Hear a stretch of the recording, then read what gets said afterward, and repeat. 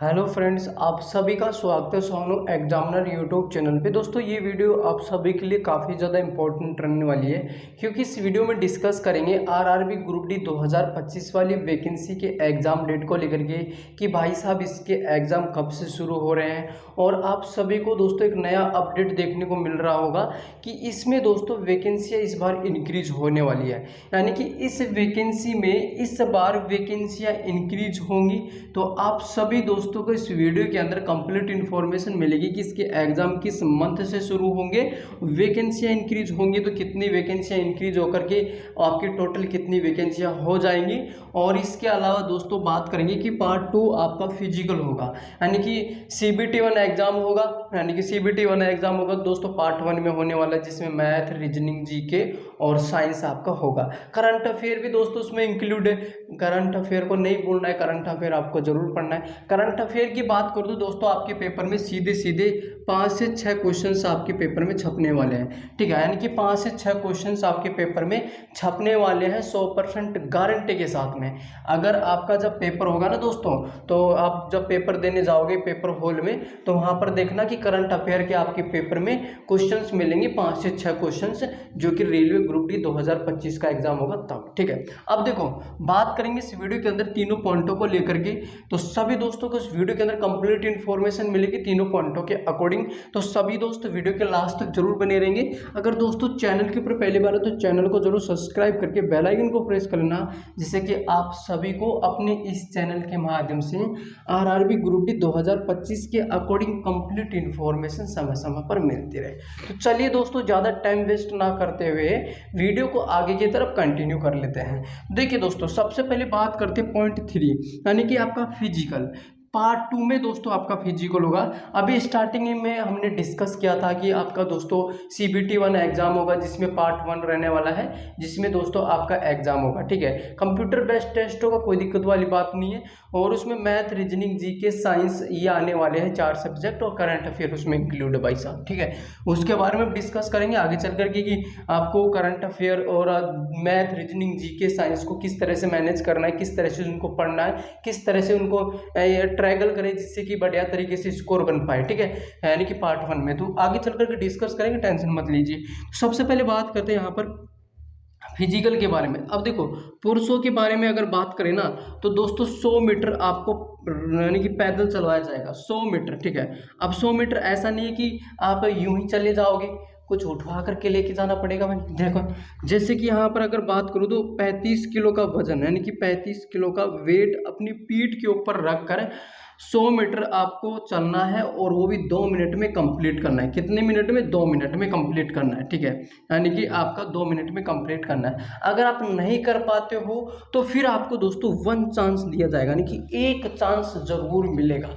इस चांस को भी अगर आप खो देते हो फिर दोस्तों आपका इस वैकेंसी में सिलेक्शन होने का कोई मतलब फायदा नहीं है, मतलब सिलेक्शन नहीं हो पाएगा। फिर तो कह सकते हैं कि फिजिकल में आउट हो जाओगे फिर आप, यानी कि फिजिकल से आप सभी को यानी कि बाहर कर दिया जाएगा दोस्तों, अगर आप चांस को भी खो देते हो तो, यानी कि फिजिकल के अकॉर्डिंग।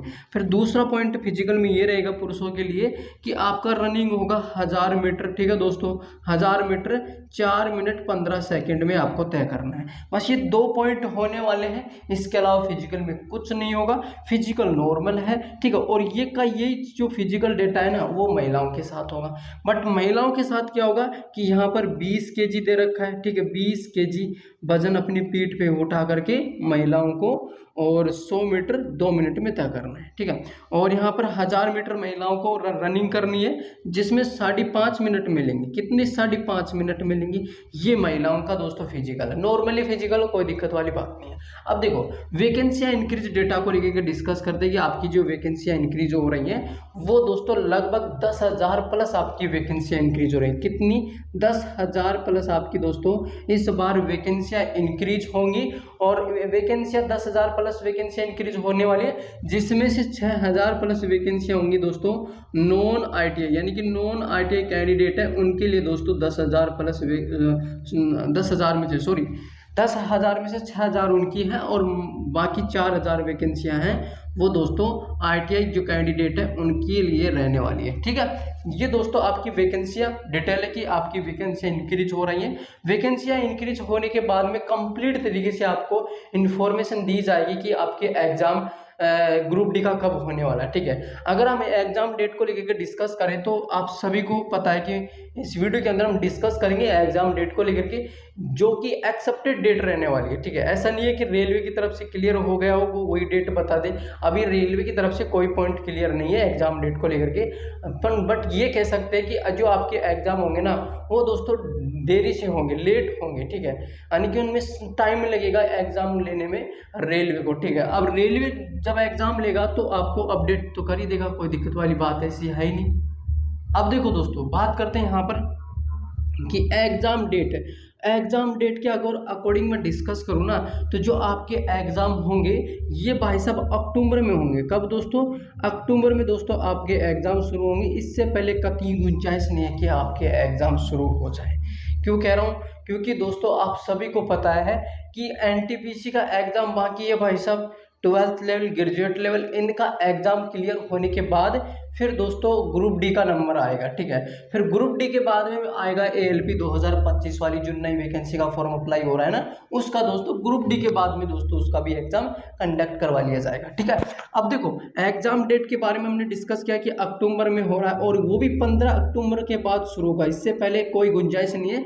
तो कुल मिला के अगर बात करें तैयारी के लिए तो आप सभी के पास 5 मंथ दोस्तों सेफ्टी है तैयारी करने के लिए, यानी कि 5 मंथ कम नहीं होते, 5 मंथ आप सभी के पास सेफ्टी है।